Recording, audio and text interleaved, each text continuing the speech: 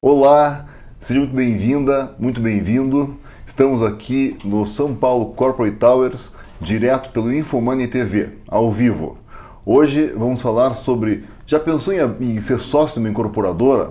Os pontos positivos, negativos, quanto que dá de dinheiro, como é que funciona esse tipo de investimento?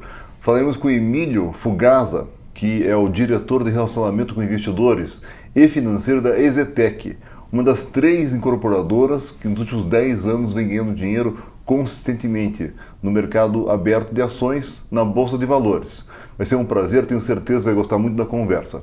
Eu sou o Ricardo Reis, incorporador, estruturador de negócios e fundos imobiliários, também professor aqui pelo Infomoney com o curso Lucre com Imóveis. Esse curso está disponível no infomoney.com.br. Entre em cursos, está lá disponível, tenho certeza que vai gostar, tem garantia de satisfação. Também tenho um site nosso que é o ricardoreis.me, e quem quiser dar sugestão de pauta ou sugestão de convidados, manda pelo meu WhatsApp, que é 41 99972 3638.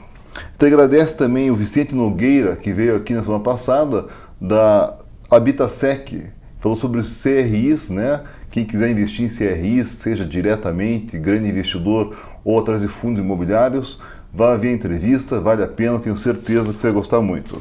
Então, com um grande prazer estar aqui com o Emílio. Emílio, como é que está você? É um prazer enorme, Ricardo. Muito bem-vindo, Emílio. Muito obrigado, Ricardo. Você está na lista de convidados desde o início do programa, já tem mais de 6 meses, que a gente fez uma lista de várias pessoas para virem aqui. Sou fã da EZTEC, pelas estratégias vencedoras que vocês vêm sustentando já há muito tempo, né? Uma das pouquíssimas incorporadoras que abriram capital, das 20 que abriram há 10 anos, vocês vêm sustentando sempre positivamente aí o lucro de vocês, não é isso? É isso, Ricardo. Em primeiro lugar, muitíssimo obrigado. Uma belíssima manhã de segunda-feira. A gente está junto aqui num período em que o mercado imobiliário começou a decolar novamente, algo que a gente já não via há bastante tempo. Verdade. Então, poder dividir isso com vocês, com a equipe do Infomoney, com toda a audiência do Infomoney, que é uma audiência extremamente qualificada, é uma honra para a EZTEC, Ricardo. Que bom. Então, estamos os dois aqui felizes, né? Nessa manhã maravilhosa. Eu feliz de estar com vocês aqui. A equipe está junto aqui, né?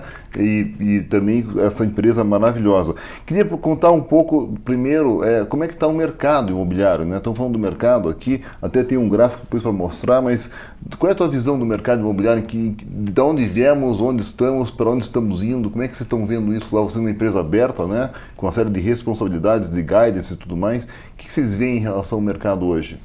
Ricardo, olha, estamos passando por um momento que é particularmente otimista, de bastante esperança e que já está produzindo resultados na prática para nós. Tá. Só para você ter uma ideia, nós passamos por 3 anos, durante, vamos dizer, 2015 a 2017, anos que nós vamos comentar à frente, Sim. Anos de rearranjo para o nosso setor, rearranjo para a nossa companhia, porque houve um declínio da nossa atividade produtiva muito forte. Sim. Eram anos que nós lançávamos somente 200, no máximo 300 milhões de reais. Certo. No ano de 2018, nós conseguimos começar a sentir novamente uma reação de demanda para os nossos produtos, aqui em São Paulo especificamente, e nós já lançamos quase 800 milhões de reais. Então já foi, de 2017 para 2018, um crescimento de mais de 200%. Sim.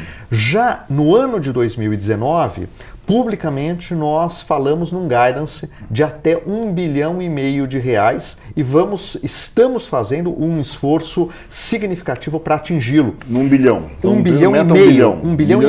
Tá. 1,5 bilhão de reais, o que significa já um crescimento de 100% em relação ao ano passado. Porque já foi um crescimento de 200%. Então, veja só, e começamos o ano no primeiro trimestre já lançando quase 400 milhões. Então já lançamos praticamente, aliás, um pouquinho mais de 1/4 desse guidance que nós estamos prometendo. Então o ano promete ser especial e bastante animador para nós. Então essa recuperação que está todo mundo falando, que vai ter, tal, vocês estão sentindo na prática já lá no plantão de vendas, estão vendendo. Olha, Ricardo, é importante mencionar isso. Nós estamos sentindo essa recuperação hoje no dia a dia, seja nas nossas vendas de estoque, certo. Do estoque pronto que a gente tem, seja nas vendas de lançamentos. Mas as vendas de lançamento em particular têm nos animado de maneira significativa. Veja só, Quando eu olho para os anos de 2007, 2008, 2009, eu via velocidades de venda bastante importantes para a companhia. Antes da crise. Tá. Antes da crise. Vamos dizer, alguma coisa na casa de 50%, 60% de um produto lançado sendo vendido durante os primeiros 3 meses do período em que nós abríamos o stand de vendas. É animador, então vender 50% nos primeiros 3 meses é animador. Extremamente animador. Certo. Depois nós passamos por épocas em que nós não conseguíamos atingir sequer 50% em 6 meses. Sim. Hoje, desde 2018, desde o começo de 2018, nós já começamos a perceber esse movimento voltando. Pelo menos aí 70% dos produtos lançados do começo de 18 até agora, nós estamos vendendo uma média de 60% de novo em 3 meses. Olha que bom. Então isso é um retorno àquele período bastante especial que a incorporação imobiliária viveu, especialmente aqui na região de São Paulo. Excelente. Até, Matheus, se puder colocar na tela aqui um fato relevante, porque até nosso diretor aqui, que é o João Sandrini, diretor da Infomoney, passou essa tela para nós aqui, que é a evolução de registros acumulados em 12 meses. Então, esses gráficos aqui, esse gráfico mostra os registros lá em dezembro de 2012, de vendas, né, vendas feitas e registradas em cartório. Estava em 147 mil. Isso é época pré-crise. Na crise, no pior momento da crise, que foi ali em fevereiro de 2016, ou seja, 3 anos atrás, chegou na época mais baixa, que era 81 mil registros. Então caiu aí 65 mil registros por ano acumulado nesse período da crise. E hoje, já se fala, hoje que eu digo, em fevereiro de 2019, já subiu de 81 para 111 mil. Subiu 30 mil, né, o número de registros. Isso que mostra graficamente, isso é um fato, isso aqui não é um achismo, não é uma venda de um corretor, né, é o que está de fato acontecendo, que é uma recuperação real. Obrigado, Matheus. Então o que acontece, a gente fala muito aqui no nosso livro, né, do ciclo imobiliário, que ele se repete de forma constante, né? E tem dito, já compra imóveis porque estava sobrando imóvel no mercado, tinha muita estoque, né? Esse estoque já está diminuindo, as vendas estão acontecendo e agora está batendo com o que está dizendo, essa recuperação do mercado, porque a recuperação começa a vender realmente no plantão de vendas. Então isso está muito bem colocado e foi bacana você tocar nesse assunto. E como é que está aí a parte da EZTEC, as estratégias? Veja que um dos diferenciais da empresa de vocês, né, dessas 20 empresas que abriram capital quase aí, várias empresas abriram capital para fazer parcerias fora de São Paulo, construindo em várias cidades do Brasil, padrão médio, padrão alto, padrão baixo, né? E vocês não, vocês ficaram só em São Paulo. E essa foi uma das estratégias vencedoras, que a gente fala no livro, são duas as vencedoras, né? Ou você foca num lugar, como vocês fizeram, ou foca num tipo de imóvel. E das 3 empresas, dessas 20 que tiveram lucro constante nos últimos 10 anos, foi a MRV, que focou em Minha Casa Minha Vida e teve muito sucesso, e vocês, e a Trisul, né? E vocês focados no mercado de São Paulo. Como é que foi essa decisão de estratégia? Você estava há muito tempo na empresa já. Como é que foi a decisão dessa abertura de capital e as estratégias escolhidas?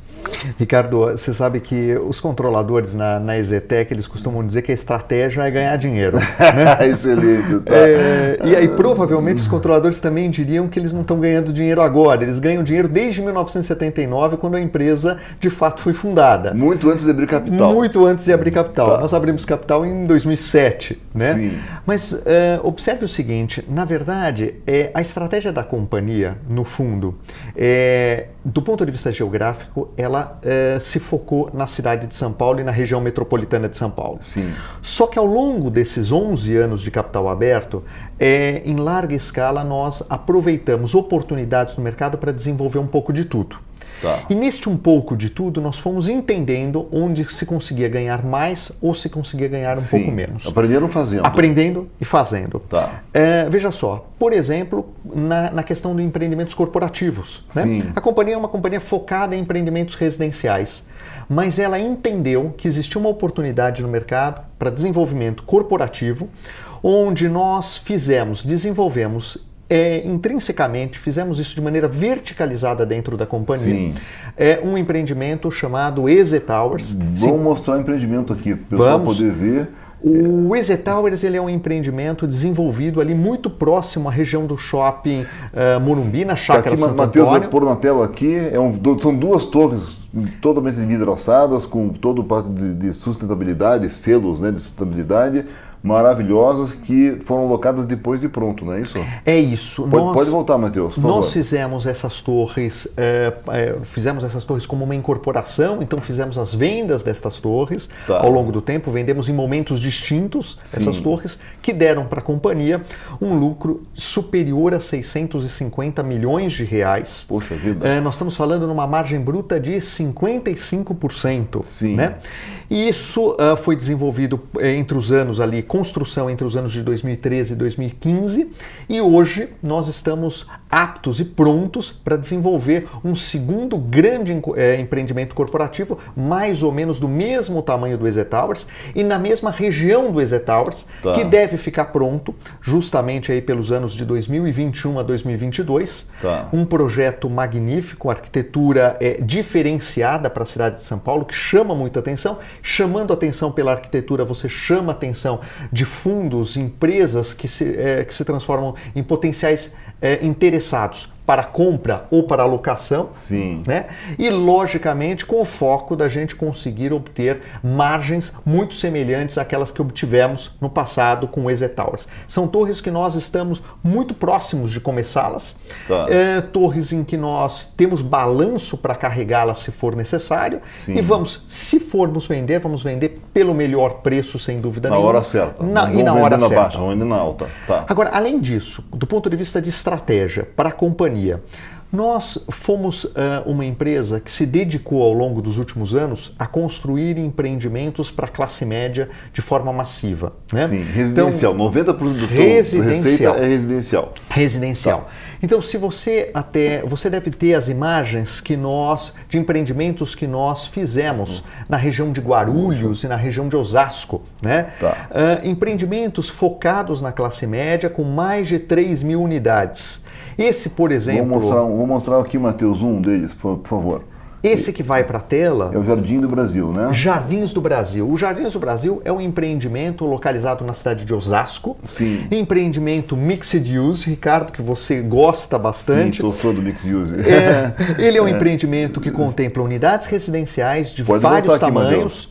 E unidades comerciais também. Sim. Se você puder mostrar o outro empreendimento... Então aqui são dezenas de torres, né?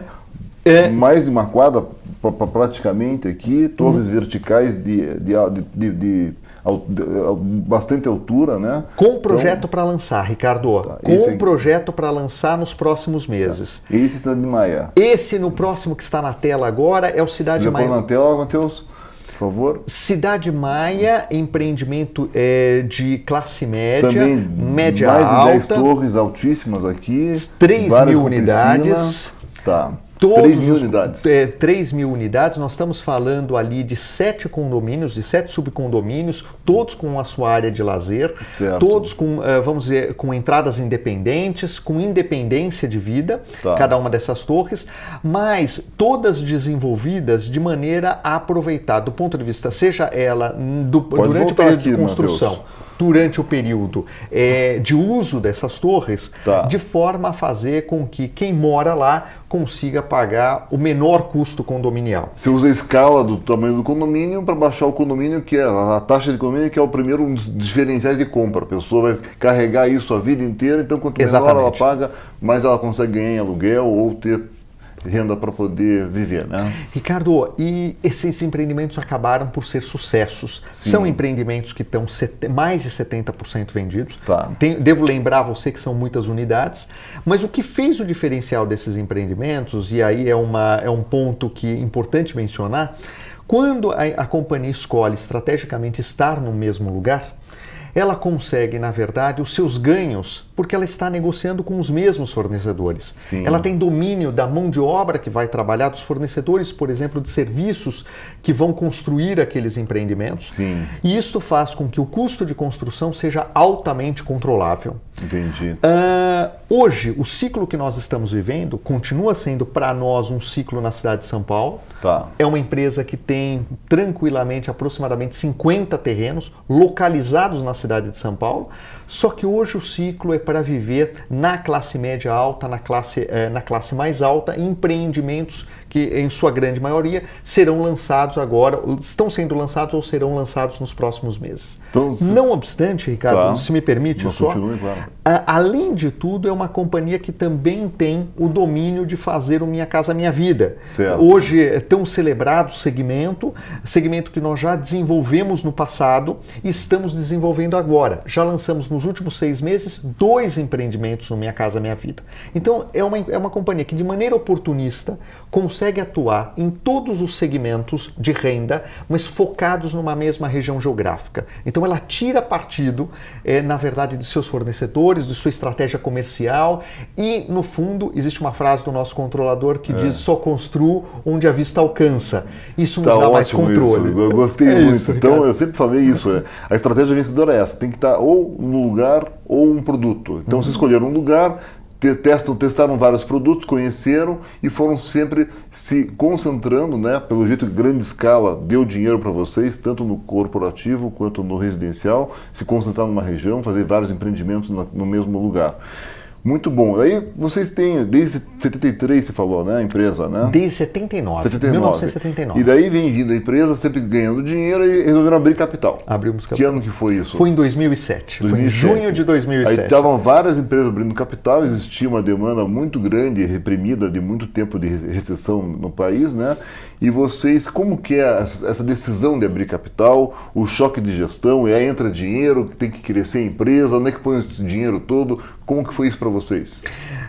Essa pergunta, Ricardo, é muito boa, porque, no fundo, vamos lembrar que nós estávamos numa época em que crédito imobiliário, de fato, estava engatinhando. Tá. Vamos lembrar que, antes de 2007, poucos bancos faziam, em larga escala, crédito imobiliário. Sim. Então, nós estávamos numa época em que o crédito imobiliário começava a se movimentar, mas, na verdade, faltava quem produzisse em larga escala, porque também, por outro lado, vale ressaltar, para quem não estava prestando atenção nisso nos idos de 2005, 2006, o nosso déficit habitacional sempre foi um déficit bastante atrasado. Já era 8 milhões. Já era 8 milhões de unidades. Né? Apesar de ter crescido, feito 3 milhões de Minha Vida, a demanda aumentou em mais 3 milhões e continua 8 milhões. Exatamente. Nunca atendíamos a essa situação. Sabíamos que tínhamos que criar uma alternativa do ponto de vista produtivo, do ponto de vista de capital, para atender essas necessidades.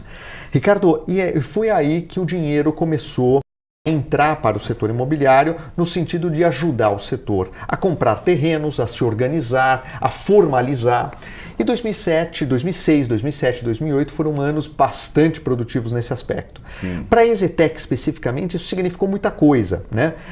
Em primeiro lugar, significou a gente trazer para a estrutura toda uma dinâmica de governança corporativa que promoveu, por um lado, transparência, por outro, bastante controle na nossa produção, controle esse para fazer uma produção em larga escala. Né?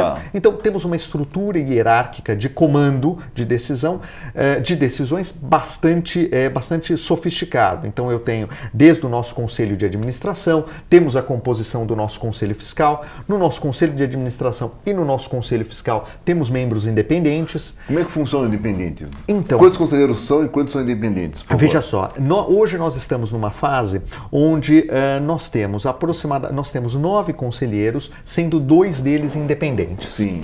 Os independentes, devo lembrar a você que os independentes eles têm contribuído para a companhia justamente naquelas decisões que são ou de partes relacionadas ou decisões altamente estratégicas. Sim. Então, por que isso? Porque é uma companhia que tem uma constituição de poder onde somos, além deste conselho, mais 10 diretores estatutários. E desses 10 diretores estatutários, 6 deles pertencem ao grupo controlador, que é uma mesma família que controla a empresa desde 1979. Certo. Uma mesma família que está lá controlando a companhia de maneira, Ricardo, operacional. São estas pessoas que definem produtos, são estes diretores que verdade, definem tabela, que compram terrenos, que fazem a construção. São pessoas que entendem do negócio profundamente. Certo. E muitas vezes você divide a decisão no conselho de administração a respeito do que é melhor fazer,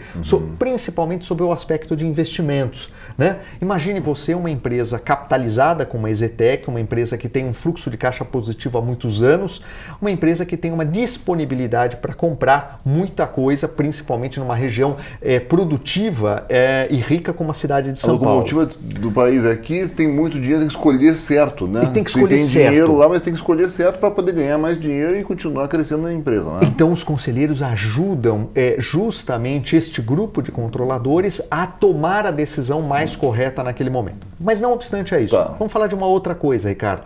Passamos, vamos pegar aqui nos 10 anos, 11 anos de capital aberto, tivemos 2 ciclos.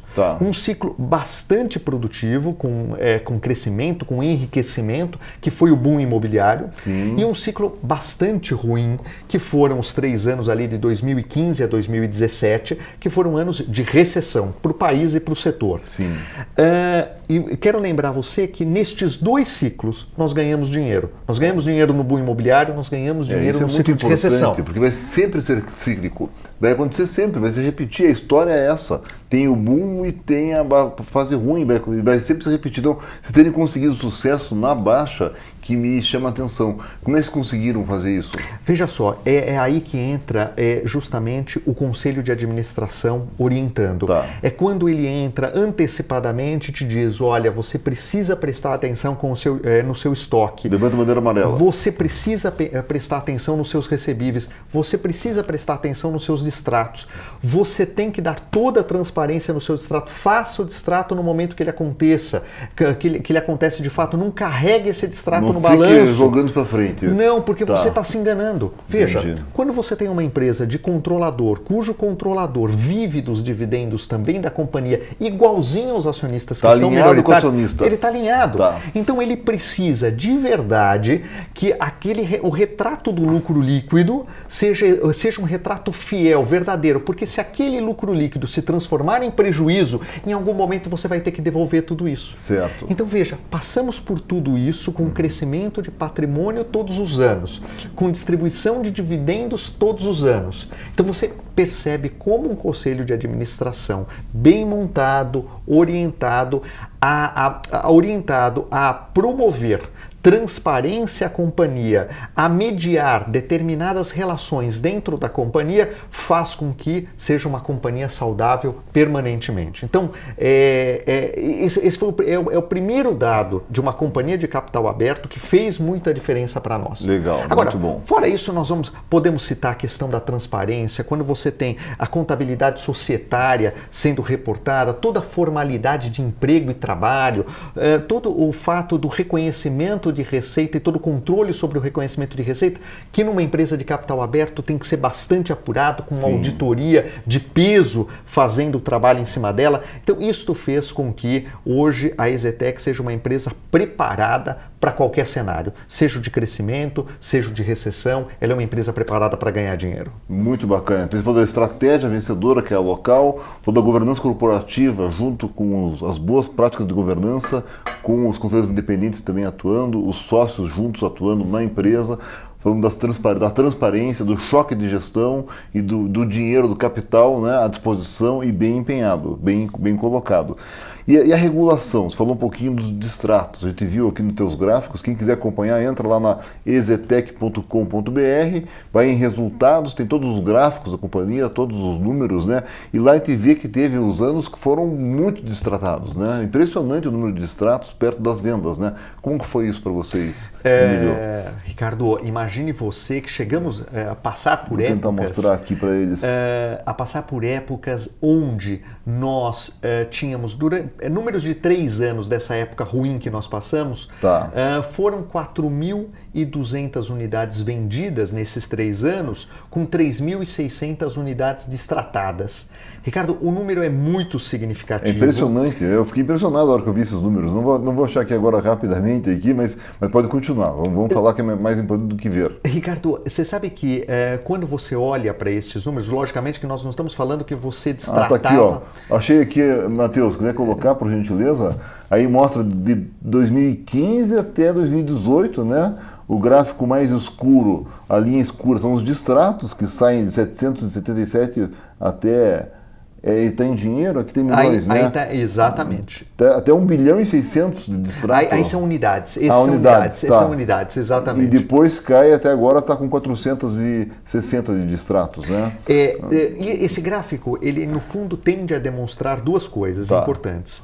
Em primeiro lugar, nós passamos por um momento que exatamente esses anos de 2015 a 2018, 2017, muito ruins do ponto de vista de venda e distrato. Estávamos distratando mais do que estávamos vendendo, mas quero fazer a menção aqui, mesmo assim conseguimos ficar no azul no lucro líquido durante esses 6 anos. Como consegue distratar mais do que vender e ficar com lucro? Ricardo, são várias coisas ali. Você entende muito bem disso. O setor de incorporação imobiliária é um setor de risco. Sim. Né? Isso inclusive é um recado para estes novos entrantes no setor, esses incorporadores que acham que na verdade é comprar um terreno, aprovar um projeto e lançar, as coisas dão certo. Não. O setor tem uma série de riscos que são difíceis de mensurar e você só os compreende de fato quando você passa por essa fase. Então, você trabalhar com margem é absolutamente necessário. Tá. Né? Gordura, tem que ter gordura porque sabe Deus o que vai acontecer na frente. Vai acontecer alguma coisa, com certeza. Pode ser na obra, pode ser na economia, pode ser onde for, mas algum risco grande vai vir. É bem importante o que você está falando. Ricardo, não é brincadeira. Incorporar é coisa de gente com otimismo, com coragem e com dinheiro. Ricardo, eu gostei. Na verdade, a incorporação é igual ao Brasil, não é para amadores. Não é para amadores. Não é para amadores. E não é para amadores pelo seguinte: você passa um ciclo entre você comprar um terreno e você receber o dinheiro de volta. Matheus, obrigado. Você receber o dinheiro de volta dos clientes, são 7 anos, Ricardo. Isso 7 aí, anos. exatamente. Nesses 7 anos, muda presidente, muda prefeito, muda governador. Você tem ciclos de política econômica absolutamente distintos. Sim. Então, o que ocorre? Você tem o período em que você semeia, você tem o período que você colhe. Sim. Mas esse período entre você semear e colher pode estar descasado com um ciclo de bonança econômica, por exemplo. E fora o teu controle. Você tem controle completamente sobre fora. Tá. Completamente fora do nosso controle. Então isso significa, por exemplo, que num determinado período o custo de capital pode aumentar sobremaneira. Sim. Se você está, naquele momento, empenhado em lançar um empreendimento, em desenvolver um empreendimento para receber o dinheiro de volta. E o banco fala, fechei, não tenho mais dinheiro. Não tenho mais dinheiro. O que você faz nesse momento? Tem que ter trabalhar dinheiro. com margem. Trabalhar com margem é fundamental. Tá. Você vai ver, por exemplo, que a nossa margem bruta nos anos de 2012 até mais ou menos 2016, ela foi uma margem bruta que chegou, Ricardo, a ficar flat por volta de 50%. Por volta de 50% margem bruta. Com isso, nós conseguíamos margem líquida de aproximadamente 40%.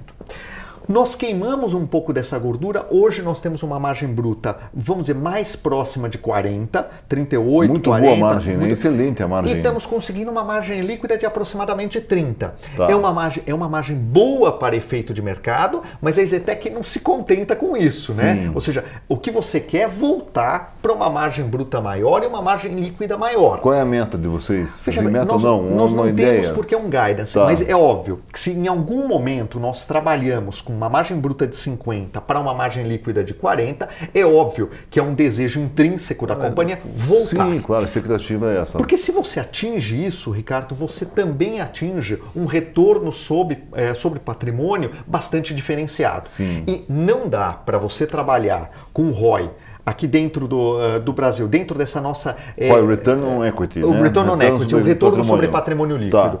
Não dá para você trabalhar com retorno sobre patrimônio líquido na base do CDI. 100% do CDI você põe em renda fixa. Claro. 200% de CDI você põe em renda variável. Sim, certo? claro. Então, quer dizer, você tem que trabalhar com mais do que isso, porque é uma atividade muito arriscada. É uma atividade quase tão arriscada como você comprar ações todos os dias. Tem o seu risco envolvido. Sim. E você precisa saber o que você está operando. Certo, muito bom, muito boa teus dados todos.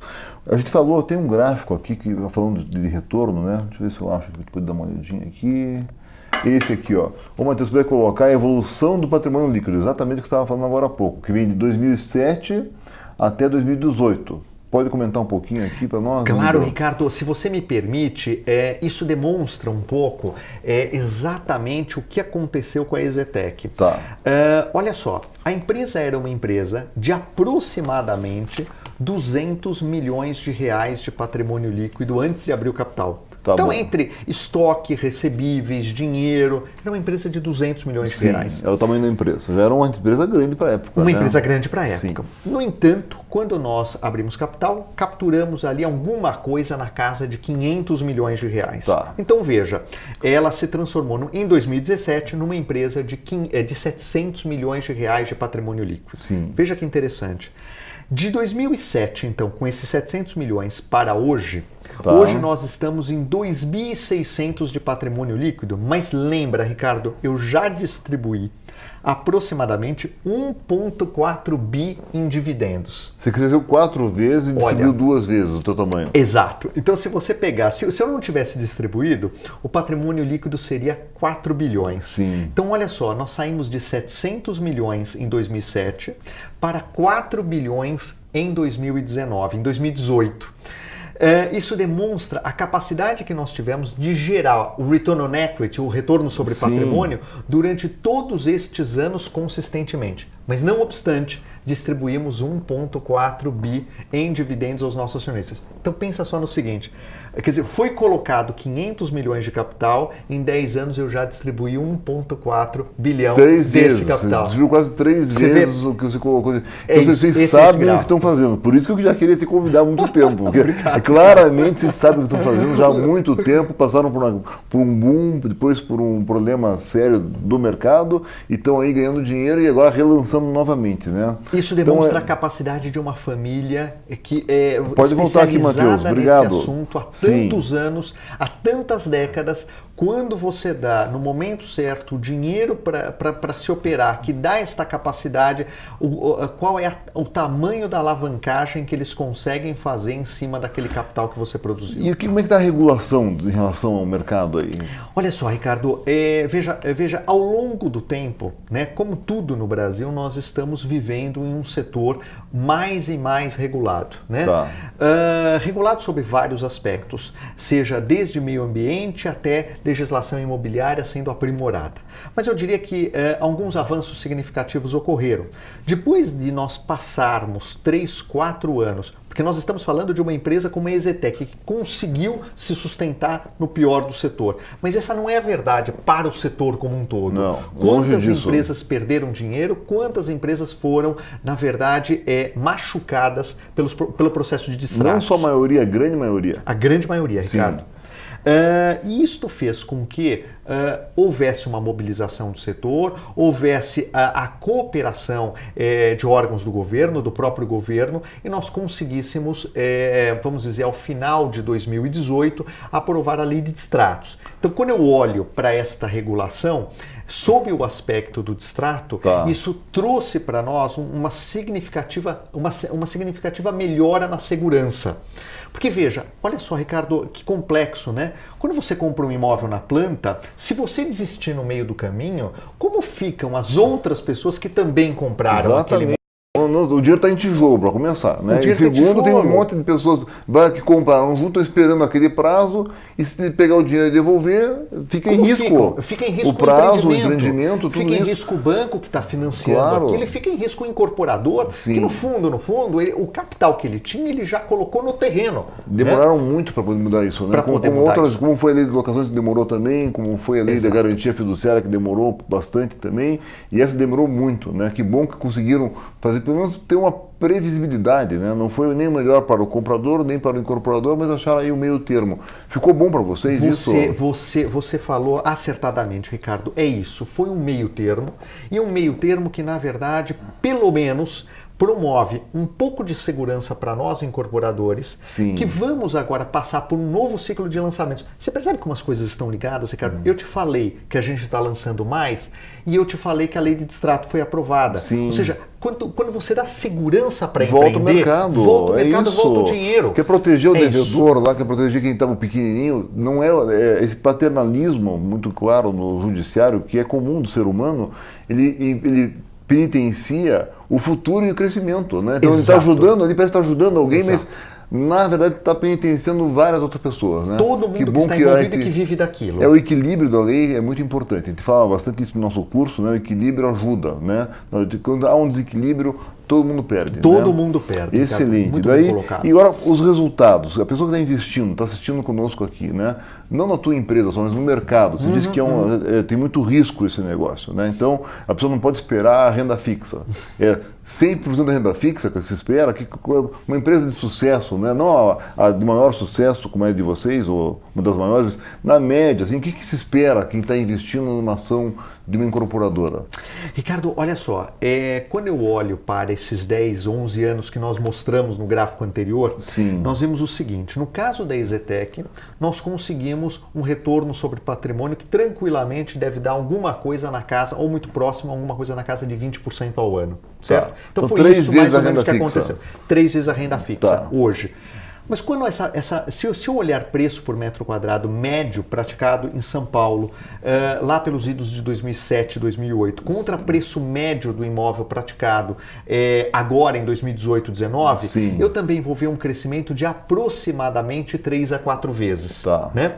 Então, é lógico, quer dizer, o sucesso de um incorporador, ele também está muito conectado Claro. com a capacidade da gente precificar isso no mercado. Sim. Então, assim, de verdade, Ricardo, para a EZTEC especificamente, não é exatamente uma renda fixa, mas nós conseguimos ao longo do tempo 3 bilhões e meio de lucro com 1 bilhão e 400 de distribuição de dividendos. Sim. Então, as pessoas ganharam tanto na valorização da ação, né? Só para lembrar, a bases da época, nós estávamos falando de uma ação de R$11, Tá. né? Quando abriu o capital. Sim. Hoje é uma ação de mais de R$25, mas ajustado, nós tivemos um ajuste de bonificação agora, então Tá. ele está entre 22 e 23. No entanto, ela é uma ação que já distribuiu mais de R$10 ao longo do tempo de dividendos até o momento. Sim. Então, ou seja, ele pôde ganhar tanto na valorização da ação quanto na distribuição de dividendos. Pode continuar. Considerando isso, quando você olha para o mercado, depende muito de qual é a estratégia que cada um dos incorporadores está adotando. Sim. Né? Se é um incorporador que está recorrentemente entregando bons resultados, ele vai conseguir também entregar alguma coisa do ponto de vista de valorização de ação e distribuição de dividendos.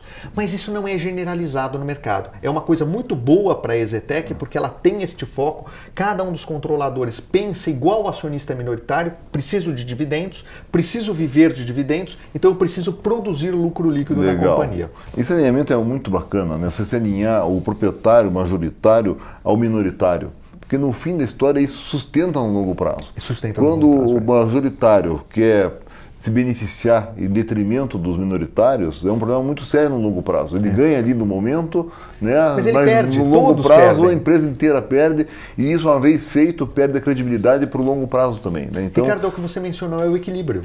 O Sim. equilíbrio é a sua volta para o menção. equilíbrio. E como que se compara esse tipo de investimento a outros tipos de ativos? Fundos imobiliários, é mais para renda, ação é mais para quem quer esperar uma valorização? Como que você compara esse tipo de ativos? Ou comprar um apartamento fisicamente, ou comprar a ação de vocês, ou uma incorporadora? Como que o investidor que está nos assistindo aqui pode decidir sobre a opção, né, o leque de escolhas? Pessoalmente, Ricardo, eu gostaria que todos que estão nos escutando comprassem ações e apartamentos. Certo. Isso vai nos ajudar. Nada que nós estejamos aqui comprometidos com isso. Imagina. Não, tá bom. De forma alguma. Mas veja só, vamos fazer a comparação com essas 3 classes de ativos. Tá. O imóvel, propriamente dito, o fundo imobiliário e as ações da companhia. Né? E vamos partir do princípio que estamos olhando para coisas boas, Tá. né? Todas coisas de mesma qualidade. Né? Um Sim. imóvel, Ricardo, ele está vinculado a 2 questões muito importantes, né? E, logicamente, imaginando que o imóvel não seja para uso, que o imóvel seja para locação, por exemplo. Para investimento ou para mesmo, investimento, locação ou venda. Sim. Né? A primeira questão que vem no imóvel é a liquidez. A liquidez nunca é imediata, né? Você não tem você não está olhando para a cotação todos os dias com possibilidade de comprar ou vender no momento em que você precisa. Não funciona assim. É um ponto importante e diferencial, né? Realmente. A outra questão importante é que se você loca o imóvel, então você tem sempre o período de vacância para pôr na conta, mas também na pessoa física, por exemplo, você vai pagar os 27,5% da tabela do imposto de renda. Certo. Né? Então, quer dizer, o imposto que incide sobre a locação é um imposto de sobremaneira mais alto do quase que o imposto. Um terço, tá? Quase um terço. Já, por exemplo, quando eu olho para o fundo imobiliário, em essência, ele está lastreado em cima de um ativo ou de uma categoria, de uma classe de ativos. Né? Vamos dizer, fundo imobiliário de prédios corporativos, fundo imobiliário de shoppings. Sim, então, galpões são os três maiores tipos de fundos galpões, por exemplo, sim, tá. Agências bancárias, que foi muito comum no passado, sim. Mas em essência, você está comprado numa única ideia, que é a ideia daquela classe de ativos que você comprou. Certo. Então, se o mercado declinar como um todo, na verdade o seu fundo provavelmente, quer dizer, a cota do seu fundo vai diminuir. Por outro lado, tem uma grande vantagem que é o recebimento da renda daquilo tudo, né? Você conta, dependendo de como você está, você conta com a isenção. A isenção não paga imposto de renda. Então, né? quer dizer, isso quando eu comparo isso com o imóvel propriamente dito, ali você tem uma vantagem que ela também é significativa. Sim. Né? E tem a liquidez também, né? Comparando o imóvel com o fundo, Exato. Né, o fundo tem a vantagem da liquidez e a vantagem de não pagar imposto de renda. Mas você está comprado numa ideia e, portanto, a sua capacidade de ter ganhos do ponto de vista da cota é limitado. É limitado em cima daquela ideia. Não é da valorização, é renda. Quem está ali está na renda. É uma renda, é uma renda fixa, concretamente. Né? Quase é renda variável, mas com cara de fixa. Com cara de fixa. Perfeito, Ricardo. Quando eu olho para uma ação de uma companhia como a EZTEC, isso é bem diferente sobre esse aspecto. Nós estamos falando de uma renda variável, onde você está comprando basicamente a crença na gestão de uma companhia, na estratégia de uma companhia. Né? Valorização. Você está buscando valorização muito mais que renda. Companhia. Vai ter um pouquinho de dividendos lá, alguma renda, mas o foco é a valorização. Porque, em essência, o que nós trabalhamos, o nosso produto final não é uma commodity. Né? Você não está comprando fluxo de petróleo, você não está comprando fluxo de energia, você está comprando mercado imobiliário. Isso significa que você vai estar atrelado às nossas decisões estratégicas sobre o que lançar, quando lançar e como precificar. Entendi. Ao longo do tempo, quando eu olho para alguém que comprou essa ação da EZTEC lá em 2007, se houvesse, ocorrendo este comprador para hoje, esse comprador ele ganhou essa valorização e esse dividendo ao longo do tempo. Sim. Lembrando novamente para você, ele comprou uma empresa de 700 milhões de patrimônio e aí ele recebeu 10 anos depois uma empresa de 4 bilhões de patrimônio com 1,4 de dividendos distribuídos. Certo. Ao longo do tempo, você tem oportunidades que elas são melhor enxergadas em cada ciclo. Por exemplo, o ciclo do empreendimento corporativo, o ciclo do Minha Casa Minha Vida, o ciclo dos imóveis de classe média ou média alta. Por exemplo, o ciclo que nós estamos agora, ciclo de imóveis de, vamos chamar assim, de Zona Sul de São Paulo. Sim. Ciclo de imóveis onde... Padrão médio alto. Padrão médio alto que atrai investidor. Ciclo de empreendimentos que estão vivendo a onda do novo plano diretor de São Paulo. Então, o ticket de aquisição desses empreendimentos é menor. Sim. Então, isso produz muito mais venda no varejo do que produzia antigamente. Certo. Então, nós estamos falando de uma empresa que consegue absorver essas oportunidades e tenta transformar essas oportunidades em patrimônio líquido, que vai significar mais dinheiro para o comprador. Então, são classes de ativos completamente distintas e classes de ativos que podem te produzir rendas também muito distintas ou ganhos muito distintos ao longo do tempo. Muito bem colocado, Emílio. Então você diferenciou claramente então a vantagem da ação de uma empresa que tem tido sucesso, porque aí conta um pouco o track record, né? O histórico, né? Às vezes está vindo com sucesso há muito tempo e está havendo uma boa oportunidade nova agora de semear, como você colocou, né? De lançamentos novos que têm tido sucesso. E diferente do fundo imobiliário que vem mais para renda e do imóvel diretamente, né? Que tem menos liquidez e tem imposto de renda, fora que está preso ali naquele imóvel, né, e fica sujeito só àquele imóvel. Na ação de uma incorporadora como a de vocês, ou qualquer outra incorporadora, está apostando no time que está lá por trás, né? Exato. O que está acontecendo, se eles têm o tino comercial, sabem entrar, sabem sair, sabem vender, né, e a coisa vai andando. Está muito bem colocado. E quais são as oportunidades que vocês estão vendo hoje em dia? Ricardo, olha, começamos a enxergar oportunidades de maneira mais intensa a partir, na minha opinião, a partir de 2017. Sim. Né? Começamos a ver algumas reformas produzidas pelo governo, independente dos nossos altos e baixos econômicos, começamos Sim. a ver a porta de saída para a eleição de um novo governo em 2018. Sim. Esse novo governo está acontecendo com todos os seus percalços, mas, na verdade, produzindo já otimismo do ponto de vista econômico. Certo. Esse otimismo, na prática, ele já começou a ser materializado com as vendas dos novos empreendimentos que a gente tem. Temos tido sucesso nos lançamentos. Sim. Então, isso fez com que a companhia começasse a enxergar para maiores empreendimentos. Temos aí para acontecer nos próximos meses empreendimentos de VGV, ou seja, de valor geral de vendas, de mais de 500 milhões de reais. Grandes São empreendimentos grandes na cidade de São mais Paulo. Mais que o teu faturamento anual na baixa. Na baixa, né? Um empreendimento exatamente. com mais faturamento do que todo o teu ano inteiro, na época uma piorzinha aí. Uma época como de 2015 a 2017. Sim. Ricardo, mas não significa que nós estamos adicionando risco à companhia. Não. Quando você olha para um guidance como esse que materializamos de até 1,5 bilhão, já não dá mais para você só pensar em empreendimentos de torre única de 50 milhões de valor de vendas ou de 60 milhões de valor Sim. de vendas. Nós temos que fazer coisas que possam trazer esta receita de maneira um pouco mais rápida ou de maneira bastante consistente. Certo. Empreendimentos maiores. Ao longo desses últimos 24 meses, nós já começamos fortemente a apostar, eu diria assim para você, apostar no Brasil. Apostar que o Brasil vai solucionar os seus problemas estruturais, que nós íamos criar um ambiente de otimismo e começamos a investir. Investimos numa quantidade de terrenos que era justamente para fazer este início de novo ciclo. Investimos em terrenos em bairros nobres da cidade de São Paulo e vamos começar agora, estamos começando já a lançar e a receber o sucesso disso. Esse foi um primeiro foco da companhia. Tá. A continuidade do empreendimento corporativo é um segundo foco da companhia. E um pezinho de leve no Minha Casa Minha Vida, só que o Minha Casa Minha Vida na cidade de São Paulo, próximo a grandes eixos de transporte público, a estações de metrô, a linhas de ônibus, a corredores de ônibus, tem sido aí o foco de lançamento do Minha Casa Minha Vida.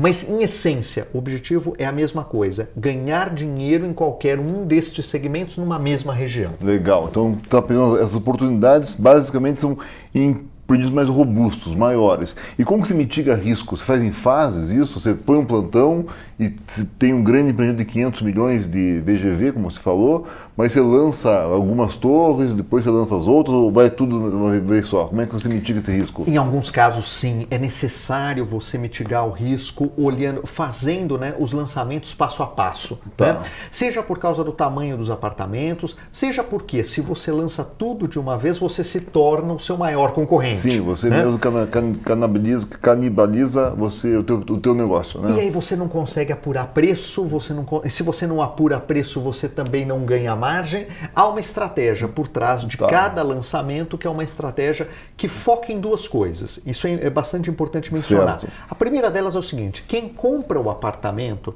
também precisa ganhar dinheiro. Né? Entendi. Ou seja, não é só você. Não sou eu que preciso. O secundário também tem que entrar ganhando. Ele tem que ganhar dinheiro. Tá. Então, ele tem que sentir que ele está fazendo um bom negócio. Sim. Então, ele está comprando um apartamento de qualidade EZTEC, significa que ele está comprando a segurança de uma empresa, a segurança de uma equipe de engenharia e de planejamento que estão produzindo aquela unidade com a melhor qualidade de material, o melhor projeto, o melhor sistema construtivo, mas por outro lado, quem está comprando também precisa ter a sensação de que está pagando um preço que tem espaço para valorização ao longo dos anos em que esse empreendimento ficar em construção.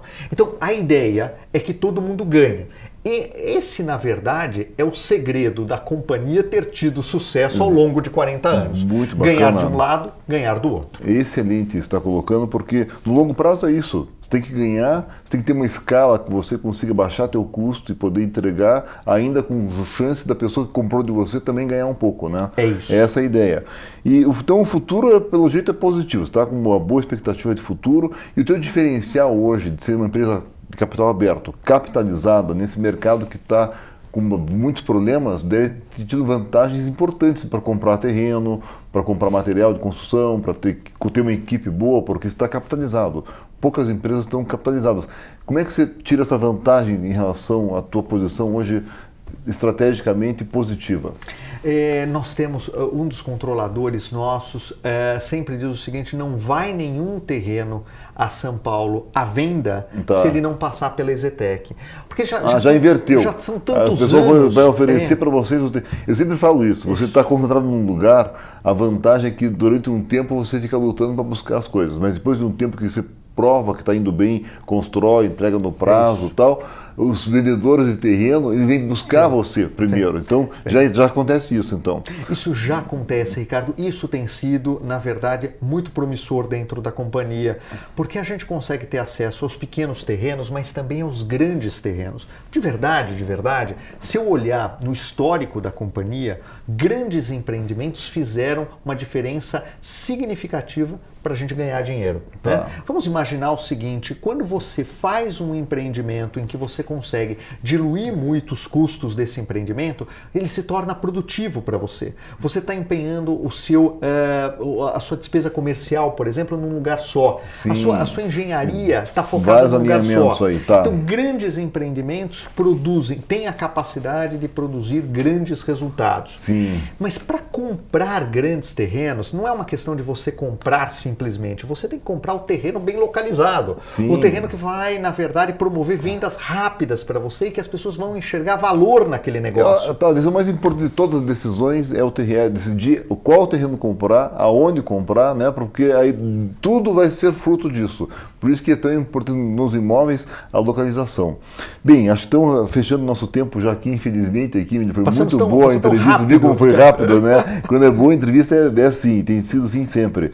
Então, deixa o teu recado aqui, né? De tudo, nós falamos de muita coisa aqui. O teu recado final para o nosso público, se quiser falar direto com a câmera ali, fique à vontade. Ricardo, obrigado. Em primeiro lugar, é importante lembrar que você, como acionista da EZTEC, o que você está comprando de fato?